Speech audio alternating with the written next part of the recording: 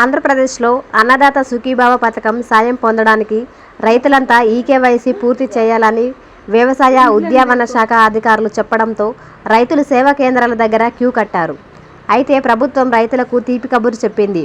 ఈ కేవైసీకి సంబంధించింది కీలక నిర్ణయం తీసుకుంది. అన్నదాత సుఖీభావ పథకం సాయం కోసం రైతులు ఈకేవైసీ చేయించుకోవడానికి రైతులు సేవా కేంద్రాల దగ్గర 4 రోజులుగా రద్దీ ఉంది. ఈ క్రమంలో రైతు ప్రభుత్వం ఊరటనిచ్చేలా అందరూ రైతులు ఈకేవైసీ చేయించుకోవాల్సి అవసరం లేదని తెలిపింది. ప్రభుత్వం దగ్గర వివరాలు లేని కేవలం 1.45 లక్షల మంది రైతులు మాత్రమే వేలిముద్ర వేయాలని ప్రభుత్వం తెలిపింది.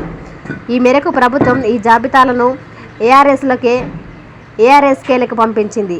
అంతకుముందు ప్రభుత్వం రాష్ట్రంలో 44.65 లక్షల మంది అన్నదాత సుఖీభావకు అర్హులుగా తేల్చి వీరంతా 20వ తేదీలోగా ఈకేవైసీ చేయాలని సూచించింది. ఈ క్రమంలో రైతులు తమ పొలాల పాస్ పుస్తకాల, డాక్యుమెంట్లు, ఆధార్ కార్డులతో రైతు సేవా కేంద్రాలకు వెళ్లారు. అక్కడ సిబ్బంది కూడా ఉదయం నుంచి ఈ పనుల్లోనే ఉన్నారు. అయితే ప్రభుత్వం ఇచ్చిన గడువులోగా పూర్తవుతుందో లేదోనని రైతుల్లో ఆందోళన కనిపించింది. ఈ మేరకు వివిధ శాఖ తీసుకున్న ఈకేవైసీ జాబితాలను